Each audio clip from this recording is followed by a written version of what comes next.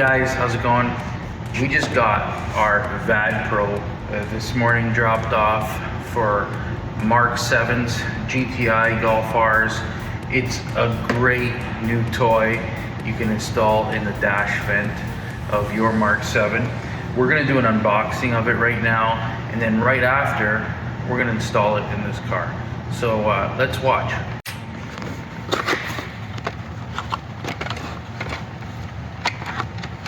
Oh, ooh, special note.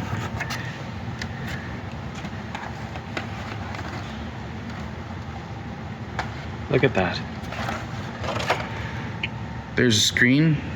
Oh, it's beautiful. It's got the vent right built into it.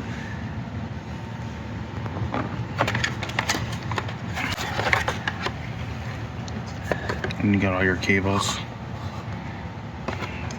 right into the OBD2 port. Cool. Let's go install this. So first, what you're gonna do, you're gonna grab your trim removal tool, and we are very, very carefully, actually I might even just be able to do it like this.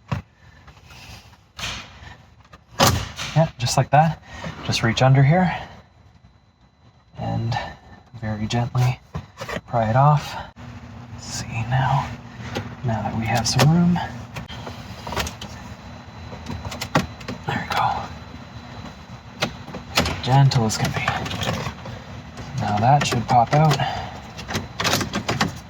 That's clipped on from the bottom, so the infotainment portion has to be popped out first, and then you can very slowly walk this out. Again, being very careful. These portions here are very thin.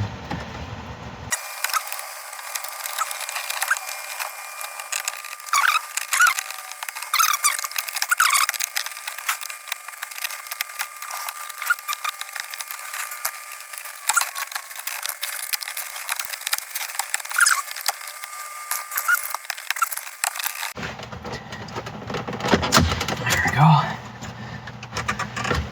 Okay, now I'm going to pull this out and just going to disconnect that, and one more cable here. Got myself a 90 pick. I'm just going to pry out that tab.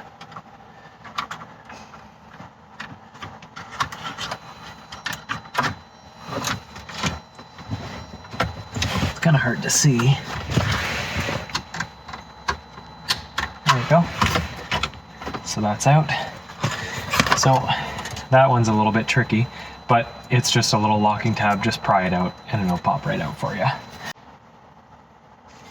Okay, so now we're going to remove this vent, which you can see here. 1, 2, 3 little vents. This one's already kind of popping out. Yeah, and then looks like we got one piece down here, but we'll get there when we get there.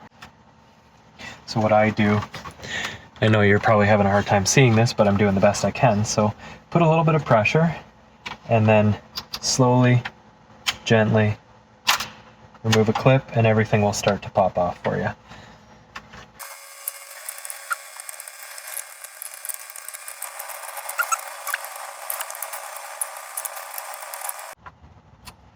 There you go.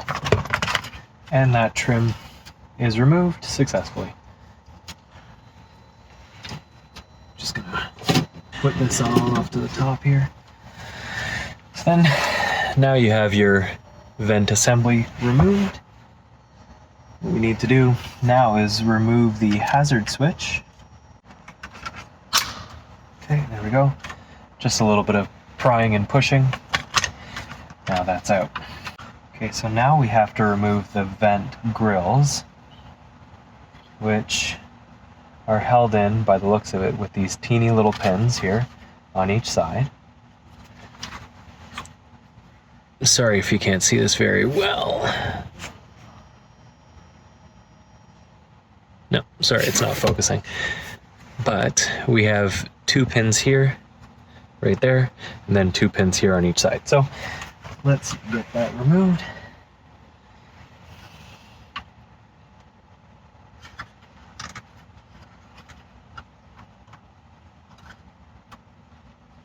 Which is actually really, really simple.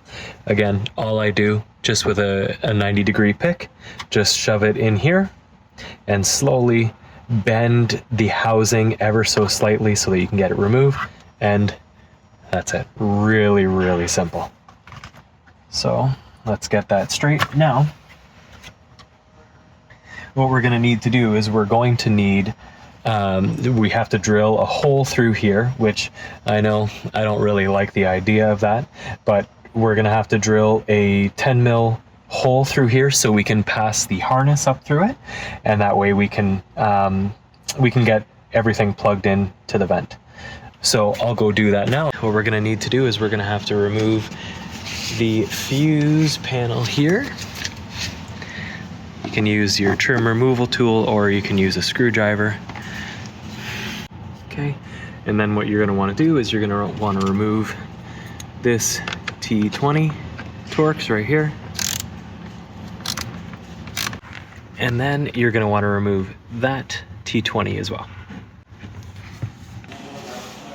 and then you're going to want to remove the fuse panel cover, and then remove that bolt, this T20, and then I removed a few down here. I removed this under panel here, and just to give me some more room, and now you're going to be able to get a good amount of wiggle room here on the trim. So let's grab some mechanic wire and let's route this wiring. Okay, so I have run some mechanics wire through the top of the radio, or where the HVAC goes, and I ran it all the way down, and I have fished it out right here in behind the fuse box. So now what I'm gonna do, I'm gonna wrap the wiring here for the OBD port as well as the USB port, and I'm gonna run it all the way up.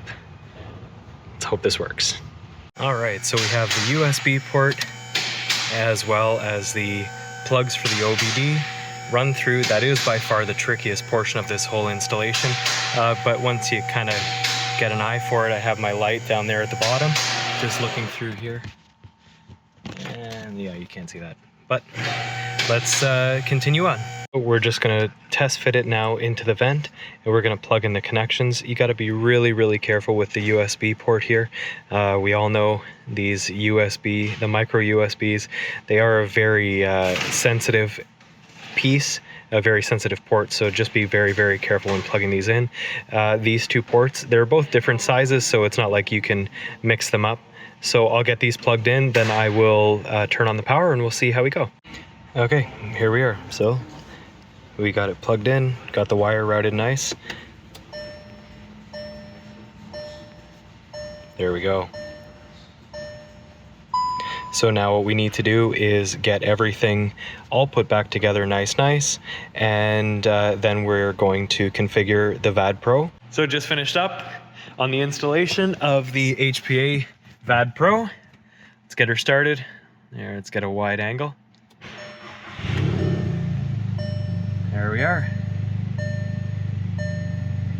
Just make sure, and I know it says it in the instructions, make sure that you connect everything here before you start the vehicle, or you will get an airbag fault. I did get an airbag fault, but I just went in through VCDS and I cleared it. So now we are going to get this all configured. I have to call HPA and see what needs to, or what file needs to be selected here, and then we're all going to be up and running. So guys, thanks for watching. Ease of installation, really, really nice. HPA does an amazing job on all their products. VADPro, that is an excellent product as well. This gauge pod fits so nicely inside where the old vent went. The most difficult part of it that I would have to say is simply fishing the line. Fishing the line was the most tricky part. You know, modern cars now, there's a lot going on in behind the dash, so I just used some mechanic wire. More specifically, I used some welding wire, and I just ran it through, and I was able to get it, get the wiring pulled through. So great part about it is that I have the USB port right in this little cubby as well. So that way, when I need to do any updates or anything, or I need to do the configuration files, I can just plug it right into my laptop, send the programs off, or send the information off to HPA, and we're all good. So by being able to keep track of everything that's going on your vehicle, especially if you're starting to put some performance into it, that is a very, very convenient piece of technology, and I'm sure I'm going to make some good use of it as well. So thank you guys very much for watching. Don't forget to like, subscribe, and share the video as well, and also get your HPA swag. They have hats, t-shirts, cups, you name it. Support them. HPA makes some amazing products, so absolutely go there. High quality stuff. If you want anything for your Mark 6, Mark 7 Volkswagen, even your R32s, Mark 4, Mark 5, they'll hook you up. They're awesome. The guys there are great. So thank you guys very much for watching. Have a great day.